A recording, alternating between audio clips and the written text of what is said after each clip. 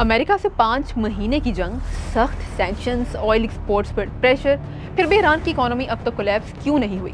अगर आप social media या न्यूज़ फॉलो करते हैं तो अक्सर ये सुनने को मिलता है कि ईरान की इकोनॉमी ख़त्म होने वाली है।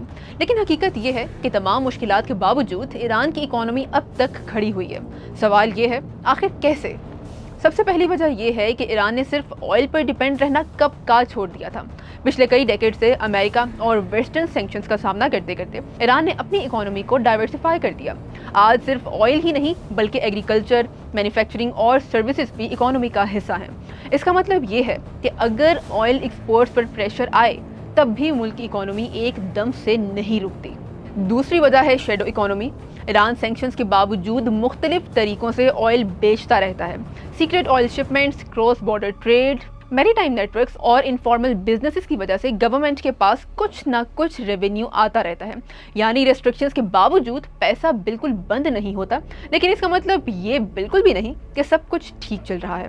असल में सबसे बड़ा बोझ आम लोग उठा रहे हैं। इकोनॉमिस्ट हादी कहलजादे के मुताबिक ईरान की इकोनॉमी कोलैप्स इसलिए नहीं हुई क्योंकि इकोनॉमिक शॉक्स को इन्फ्लेशन और करेंसी डेप्रिसिएशन एब्जॉर्ब कर लेती है। अगर इसको सिंपल अल्फाज में समझें तो जब डॉलर महंगा होता है और ईरानियन करेंसी की वैल्यू गिरती है तो इंपोर्टेड चीज़ें बहुत महंगी हो जाती हैं, लेकिन वो मार्केट से गायब नहीं होती। दुकानों में सामान मौजूद रहता है, बस आम आदमी की परचेजिंग पावर इतनी कम हो जाती है कि वो ख़रीद ही नहीं पाता। यानी शेल्फ्स खाली नहीं होती लेकिन लोगों की जेब खाली हो जाती है। इसलिए गवर्नमेंट कैश सब्सिडीज़ और इलेक्ट्रॉनिक कूपन्स देती है ताकि लोग बुनियादी ज़रूरियात खरीद सकें।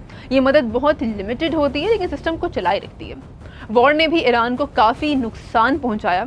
गवर्नमेंट के मुताबिक अमेरिकन अटैक्स में 12 bridges, 2 tunnels, natural gas facilities और इलेक्ट्रिसिटी इंफ्रास्ट्रक्चर को डैमेज हुआ।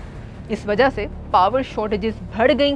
फैक्ट्रीज को हर हफ्ते 2 दिन तक ब्लैकआउट का सामना करना पड़ता। अगर आप आम लोगों की ज़िंदगी को देखें तो एक स्टेट लिंक्ड रिपोर्ट के मुताबिक कुछ साल पहले तक तकरीबन 30% ईरानियंस पॉवर्टी लाइन के नीचे थे। अब ये नंबर तकरीबन 45% तक पहुंच चुका है और मज़ीद बढ़ने का खतरा भी है। इकोनॉमिस्ट का कहना है कि ईरान का मिडिल क्लास भी आहिस्ता आहिस्ता ख़त्म होता जा रहा है। जो लोग पहले मिडिल क्लास में थे उनमें से बहुत से अब या तो गरीब हो चुके हैं या पॉवर्टी के बहुत करीब हैं। इसका असर रोज़मर्रा ज़िंदगी में साफ साफ नज़र आता है। कई घरों में मीट और डेयरी प्रोडक्ट्स कम हो गए हैं, लोग मेडिकल ट्रीटमेंट डिले कर रहे हैं, रेंट देर से पे होता है और कई लोगों की सैलरी चंद दिनों में ही ख़त्म हो जाती है। लेकिन ईरान की प्रॉब्लम सिर्फ सैंक्शंस या वॉर तक महदूद नहीं। इकोनॉमिस्ट मोहम्मद रिजा फिरजानिकन के मुताबिक इंटरनल करप्शन भी बहुत बड़ा मसला है। हाल ही में ईरान के इंस्पेक्शन चीफ ने खुलासा किया कि सैंक्शंस के दौरान ऑयल सेल्स का पैसा वापस लाने के लिए जिन लोगों को जिम्मेदारी दी गई थी उनमें से कुछ लोग कम से कम 11 बिलियन डॉलर्स की रकम वापस ही नहीं लेकर आए। इसमें से तकरीबन 1.6 बिलियन डॉलर्स एलिजिडली मिसयूज भी हुए, जबकि एक शख्स पर 200 मिलियन डॉलर से ज्यादा लेकर फरार होने का इल्जाम भी आए थे। सिर्फ इतना ही नहीं, अथॉरिटीज का कहना है कि 20,000 से ज्यादा एक्सपोर्टर्स ने कानून के मुताबिक अपनी फॉरेन अर्निंग्स भी मुल्क में वापस नहीं लाई। अब सवाल ये है कि अगर ईरान चाइना और रशिया के साथ ट्रेड कर रहा है तो क्या वो उसे बचा सकते हैं? एक्सपर्ट्स कहते हैं कि ये मुल्क ईरान को टेम्परेरी रिलीफ ज़रूर देते हैं, लेकिन वो पूरी दुनिया के साथ नॉर्मल ट्रेड और इन्वेस्टमेंट का रिप्लेसमेंट नहीं बन सकते।